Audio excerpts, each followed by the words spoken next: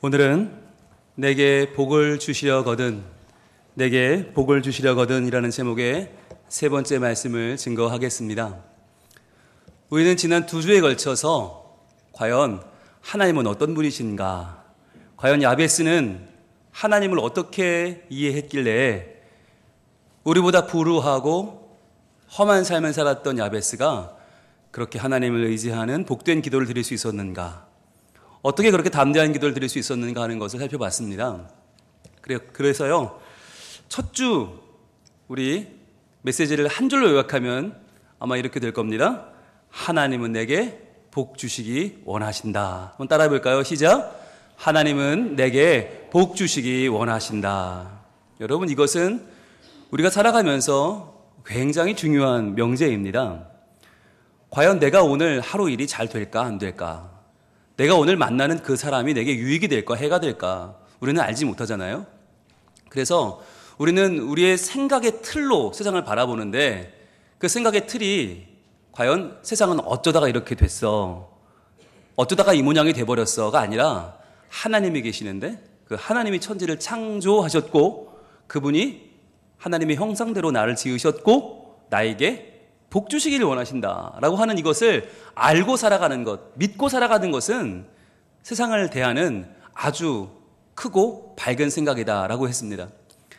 그래서 오늘 우리가 하나님 앞에 나와 예배하는 이것 예배도 과연 이 시간이 힘든 시간인가, 견디는 시간인가, 아니면 내가 복받는 시간, 그래서 너무너무 행복하고 즐겁고 기대가 되는 시간인가, 여러분 한번 돌아보세요. 내가 하나님을 어떤 분으로 이해하는가가 그만큼 중요합니다. 그래서 바로 나를 위해서, 바로 나를 기억하시고 하나님이 나를 만나기 위해서 나에게 복 주시기 위한 자리다라고 믿으면 이 예배 자리가 너무나 귀한 은혜의 자리, 복의 자리가 될 줄로 믿습니다. 우리 옆에 있는 분과 인사할까요? 당신은 복이십니다. 인사하겠습니다. 당신은 복이십니다. 예. 왜 당신이 복이에요? 하나님 내게 복 주시길 원하시는데 오늘 우리 만나게 했으니까 우리는 복이죠. 그렇죠? 이렇게 귀한 복된 분들과 함께 예배할 수 있고, 이런 복된 찬양대회 찬양을 드릴 수 있고, 이런 또 복된 설교자의 말씀을 나눌 수 있고, 여러분 하나님께서는요 우리를 어떻게든 복 주시려고 하는 분이다. 이게 첫 번째 주였고요. 그리고 그 다음 주에는 이 복이 그냥 복으로만 끝나는 게 아니라, 그냥 복을 누리고 끝나는 게 아니라 이 복은 우리가 무엇이 된다고 했습니까? 사명이 된다고 그랬죠. 우리 두 번째 주의 핵심 한번 같이 읽어봅니다. 시작. 복은 사명이다. 복은 사명이에요. 복은 그냥 누리고 지나가는 것이 아니라 그것을 내가 받아서 그 복을 충분히 누리고 그 복의 능력, 그 복의 열매를 내가 확인하고 나누고 맺어가는 것이죠. 그래서 평소에 우리가 이 복을 가진 것이 별로 드러나지 않는다고 했습니다. 복 중에 복은 뭐죠? 예수 그리스도 아닙니까? 근데 예수님을 믿는다고 하는 것이 평상시에는 그렇게 막 도드라져 보이지 않아요. 도리어 예수 믿는 것이 불편해 보이죠. 왜 저 사람들은 주일날 교회 가서 저렇게 시간을 낭비하고 있는가? 왜 저렇게 다 교회 갖다 바치는가? 저거 뭐지? 이해할 수 없어요. 그런데 우리가 예수를 만나고 누리는 것은 매일매일도 새롭고 감사하지만 이 복은 마지막 날에 결정적인 순간에 이 가치가 드러난다고 했죠. 그때 나만 사는 것이 아니죠.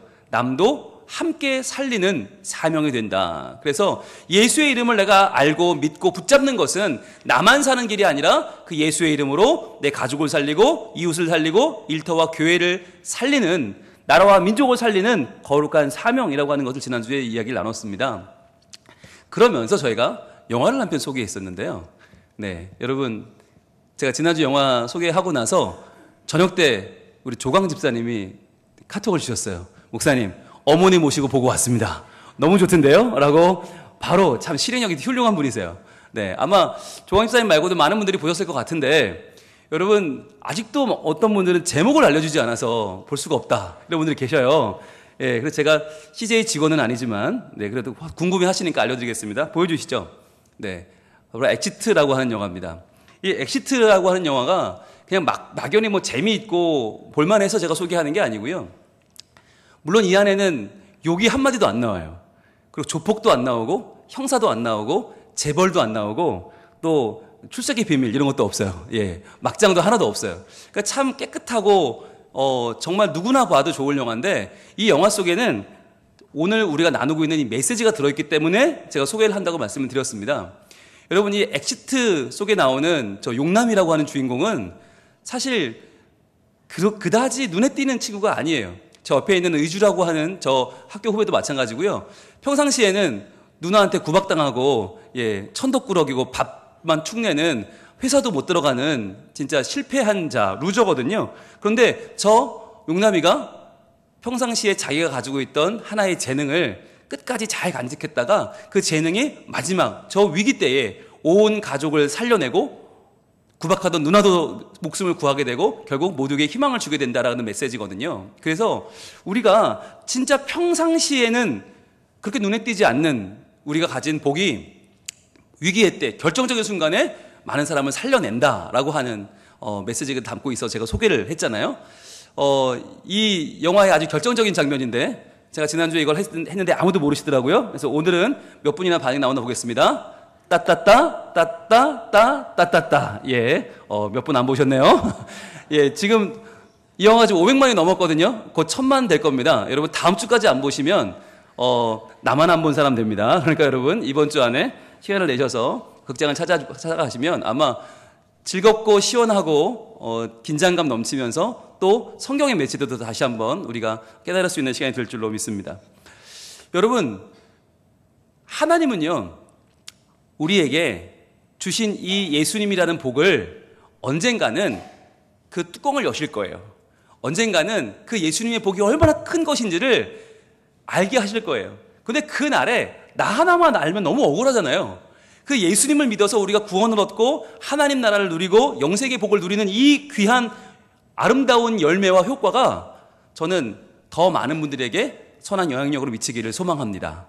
그래서 우리 성민교회만 잘 됐다, 성민교회만 은혜받았다가 아니라 우리를 통해서 부산 교회가 건강해지고 부산의 모든 사람들이 예수를 알게 되고 부산에 예수를 아는 문화가 생기고 이 부산 땅과 한반도가 하나님의 은혜로 가득하게 되는 거룩한 그날을 꿈꿔봅니다. 자, 그럼 이제 오늘은 세 번째 주인데 오늘의 포인트는 뭐냐면요. 오늘이 이제 얘기가 시작되는 계기는 그거예요.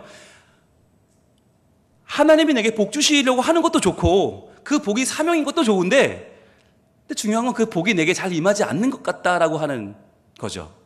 그 복이 내게 잘 찾아오지 않는 것 같다라고 하는 생각이 들지 않습니까? 여러분, 제가 복에 대해서 지금 이 3주째 설교를 하고 있는데 여러분들의 표정을 보면 둘로 나뉩니다. 예, 제가 하나님은 나에게 복 주시기 원하십니다 그러면 여러분들의 절반은 그렇습니다, 아멘, 아우 좋아요 이런 분들이 계시고 한 절반은 뭔 소리 하시는 거야 이런 분들이 있어요. 아니 요즘 먹고 살기 죽겠는데 하루하루 사는 것도 벅차 죽겠구만, 온몸이 안 아픈 데가 없고 지금 밤에는 무더워 잠도 못 자고 힘들어 죽겠는데 우리 목사님 맨날 입만 열면 복이래. 아니 무슨 복이 그렇게 우리한테 임한다고, 맨날 똑같구만 힘들어 죽겠구만 이런 표정이 절반 보여요. 맞아요, 이해는 됩니다. 얼마나 힘듭니까 사는 것이.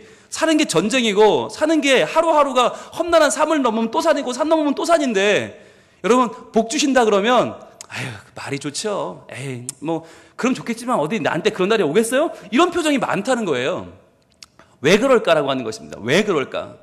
하나님 복 주시기 원하시고 그 복은 사명인데 왜 나에게는 복이라고는 임하지 않는 것처럼 매일매일의 힘든 삶만 계속되는 것처럼 보이는가? 그게 왜 그러냐면요, 여러분 복이 머리에 복이라고 써붙이고 찾아오는 게 아니라서 그래요. 복이 마치 복이 아닌 것처럼 보여요. 분명히 복인데 이 복이 우리에게는 뭐지? 복이 아닌 다른 것처럼 보여요. 그래서 오늘의 포인트를 한 줄로 제가 정리했습니다. 예, 한번 따라해 볼까요? 복은 때론 화처럼 다가온다. 같이 읽어보겠습니다. 시작. 복은 때론 화처럼 다가온다. 여러분 이게 우리 현실이에요. 복이 처음부터 복으로 오면 얼마나 좋아요. 그런데 복은 화처럼 보여요. 그래서 무섭고 떨리고 이게 나한테 오면 안 될 것 같은 그런 느낌으로 이 복이 다가온단 말이에요. 여러분 다시 정리하겠습니다. 복이 뭐라고 그랬죠? 복 중에 복은 예수 그리스도. 예수님을 만나는 거 아닙니까? 예수님이 내 안에 들어오시는 게 제일 큰 복이잖아요. 예수님이 내 안에 임하시면 예수님의 나라가 임하고 예수님의 능력이 임하고 예수님의 인격이 임해요. 그런데 중요한 거, 왜 이게 화처럼 보이는가? 우리는 이 복을 받을 준비가 안 돼 있어요. 우리는 지금 예수님을 내 안에 모셔드릴 준비가 전혀 되어 있지 않아요. 왜냐하면 우리는 누굴 위해 살아요? 나를 위해 살아요. 전적으로 나를 위해 살아요. 나의 유익과 나의 욕망, 나의 야심 외에는 우리는 아무 관심이 없어요. 남이 어떻게 되든 말건 아무 상관없고요. 내 욕심과 내 아집으로 똘똘 뭉쳐 있어요. 여러분, 그러한 상황에서 만약에 예수님이 내 안에 들어오시면 내가 복을 받게 되면 어떻게 돼요? 그 복마저도 내 욕망을 위해서 사용하는 도구를 만들어 버립니다. 여러분, 제일 위험한 게 뭐냐? 믿음이 내 욕망의 도구가 되는 거예요. 신앙이 내 야망의, 내 아집의 도구가 돼버리면 그때부터는 방법이 없어요. 그런 사람은 고칠 수도 없고요. 그런 사람은 어떻게 손을 댈 수가 없어요. 왜? 하나님 믿는다는데? 신앙이 있다는데? 그러면서도 자기도 모르게 자기의 야심과 욕망으로 가득 차 있고 하나님마저도 나를 위해 이용하는 사람. 여러분, 여긴 답이 없어요. 한국교회가 욕을 먹고 무너지고 온갖 이 정말 모든 추한 일이 벌어진 이유가 무엇입니까? 예수 안 믿는 거 아니에요. 다 믿어요. 그런데 예수 믿고 교회도 커지고 뭐 유명하다는데 예수를 내 욕심을 위한 도구로 사용하니까, 하나님을 내 야망을 이루기 위한 하나의 무기로 사용하니까 이건 답이 없는 거예요. 그래서 하나님은 우리에게 복을 주실 때 예수님을 그냥 던져주는 게 아니라, 예수님을 우리 마음속에 그냥 주는 게 아니라 뭘 하게 하시는가? 우리의 삶을 다시 한번 갈아엎게 하십니다. 그래서 내 삶의 모든 것을 다 돌아보고 재정립하게 하십니다. 진짜 나는 예수 그리스도의 사람인가? 나는 정말 예수 그리스도를 내 안에 모시고 그분을 복 중에 복으로 모실 만한 마음의 준비가 되어 있는가를 돌아보게 하십니다. 그렇지 않으면 예수님이 오시면 안 되는 거예요. 예수님이 내 안에 들어오면 안 되고 나는 신앙을 가지면 안 돼요. 그래서 하나님은 먼저 나에게 예수님을 만나기 전에 먼저 해야 될 일을 알려주십니다. 그것이 바로 마태복음 4장 17절 말씀이거든요. 마태복음 4장 17절은 예수님께서 이 땅에 오셔서 공생애를 시작하면서 처음 외치신 선포입니다. 예수님이 이 땅에 오셔서 하신 첫 번째 선포가 뭐였는가? 마태복음 4장 17절 우리 같이 한번 읽어보겠습니다. 시작. 이때부터 예수께서 비로소 전파하여 이르시되 회개하라, 천국이 가까이 왔느니라 하시더라. 아멘. 예수님 외치셨어요. 천국이 가까이 왔다. 이게 얼마나 좋은 말입니까? 그전에는 천국이 멀어 보였어요. 율법도 다 지켜야 되고 율례대로 제사도 지내야 되고 규례도 지켜야 되고, 정말 야, 천국을 간다는 건 우리한테는 너무 어려워, 불가능해 그랬거든요. 아, 죄 없는 사람이 어딨어, 연약하지 않은 사람이 어딨어, 천국을 어떻게 가 그랬거든요. 그런데 예수님이 나타나셔서 야, 내가 천국이야, 내가 네 앞에 왔어, 천국이 가까이 왔어, 날 믿으면 돼 라고 하시니 얼마나 좋아요. 그런데 문제는 이 천국이 가까이 왔다는 것을 이 선포 가운데 들어가려면 앞에 뭐가 나와요? 회개하라가 나와요. 회개하라. 여러분, 이 회개하라 듣고 기분 좋은 분 있어요? 회개하라, 어머나 회개하래 이런 분 있어요? 아마 한 분도 없을걸요? 회개하라 그럼 뭐라 그래요? 에이, 기분 나빠. 교회 오면 맨날 회개하래. 내가 무슨 죄인이야? 죄인 취급하고 있어? 나 그 교회 안 가. 그러시거든요. 뭐냐면 회개라는 말이 우리에게는 화처럼 들리는 거예요. 회개하라 그러면 아이고 또 우리는 이게 화 같아요. 내 자신의 지금까지 쌓아온 것들을 버리고 내 욕망과 야망의 방향을 돌아서서 하나님 방향으로 간다. 이게 우리에게는 화처럼 보이는 거예요. 왜 내가 이런 걸 다 지금 포기해야 되는데? 내가 계획하고 내가 꿈꿔오던 걸 다 내놓아야 되는데 이거 너무 힘드니까 우리는 이 화를 우리는 감당할 수가 없어서 포기하고 마는 거예요. 그런데 회개를 포기하면 뭐가 날아가요? 천국이 날아가는 거죠. 천국을 누릴 수가 없어요, 회개하지 않으면. 여러분, 이게 굉장히 중요합니다. 내 모든 내 생각, 이렇게 되면 난 잘 될 수 있어, 난 높아질 수 있어, 남이야 잘 되건 말건 죽던 상관없어, 밟고 남아 올라갈 거야, 이 야망을 버리기 전까지는요 예수님을 만날 수가 없어요. 만나서는 안 돼요. 그러면 너도 죽고 나도 죽고 다 죽는 거예요. 한국교회 죽이는 방법이 뭐냐?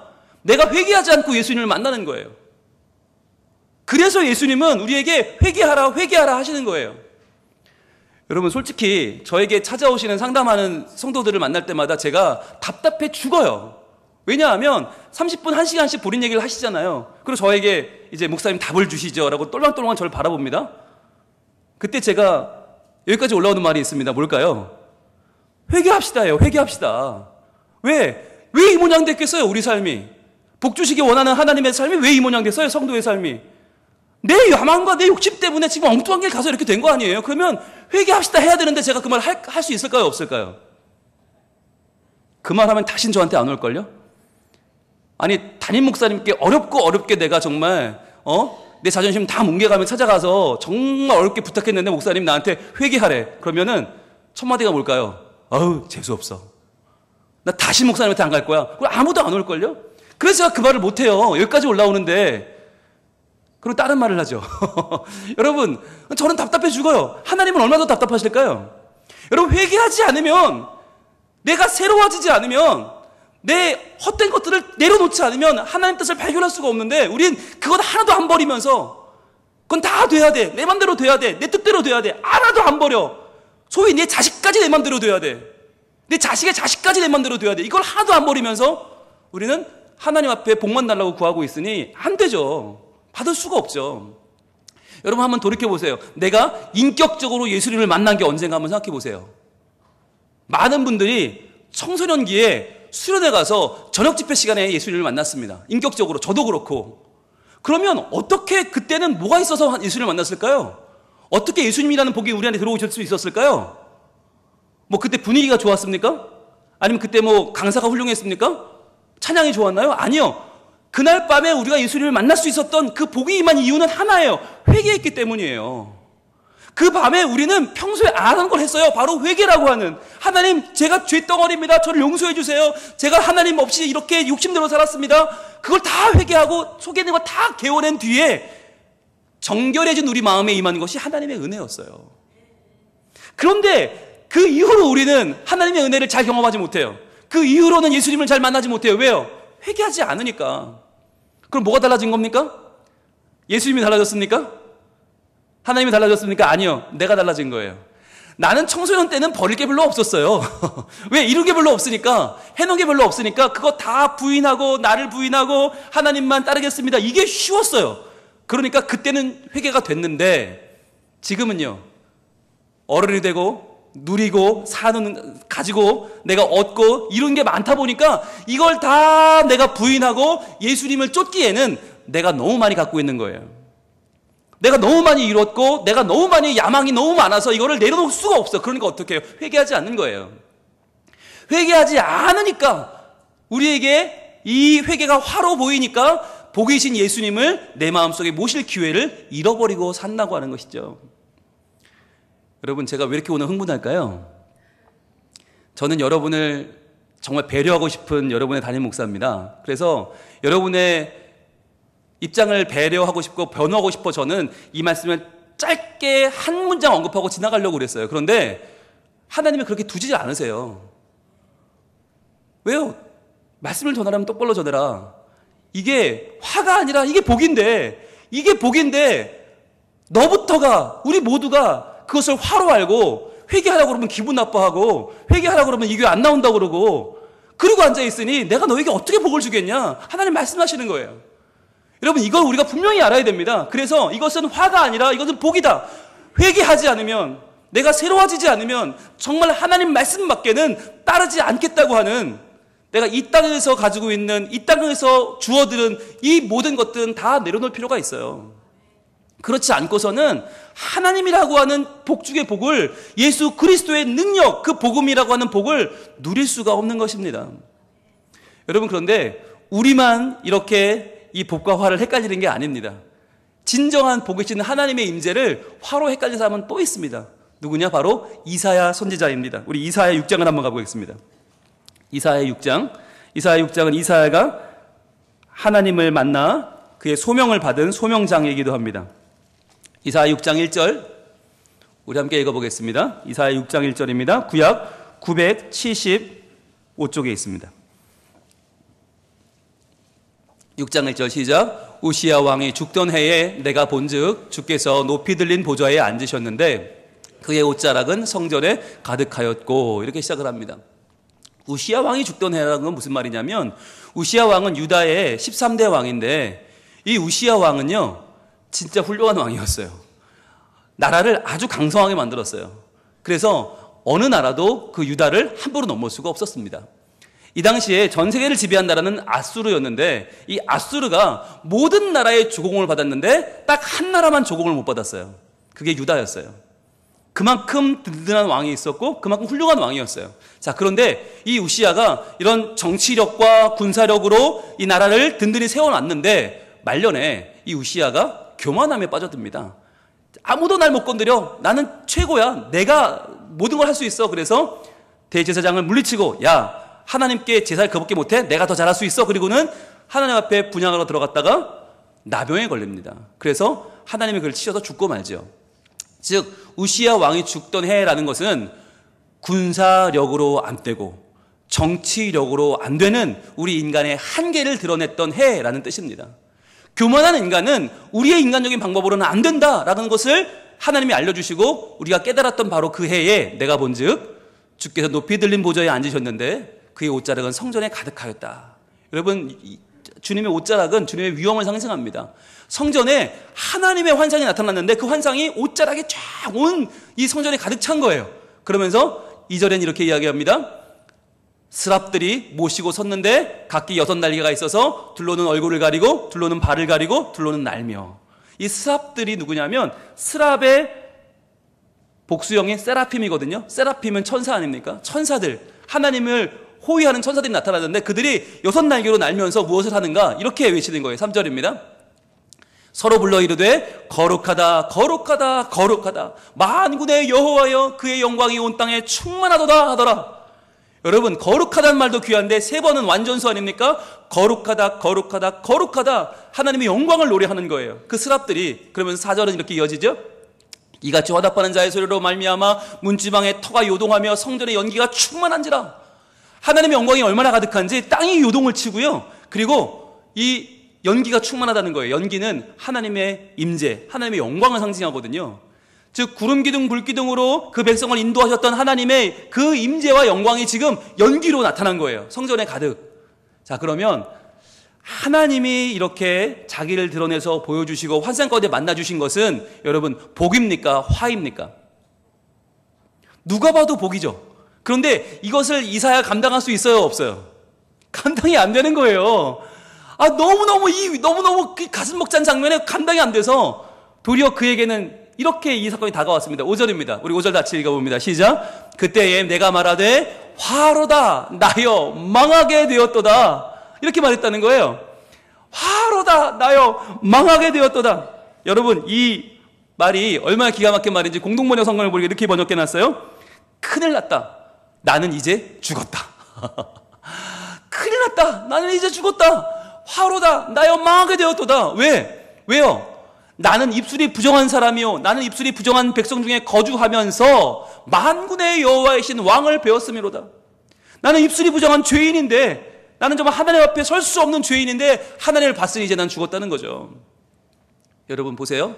하나님은 지금 군사력으로 안 되고 정치력으로 안 되고 인간의 힘으로 안 되고 오직 하나님의 영과 신으로 된다는 것을 보여주기 위해서 이사야에게 나타나셨는데, 이 복 중에 복을 누리는 이사야는 그것을 화로 받아들이고 있어요. 이게 우리의 모습 아닙니까?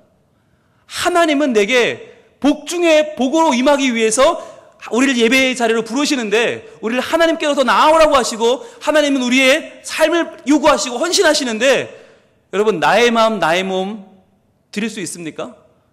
모든 것 드리며 주님께 나아가 예배할 수 있습니까?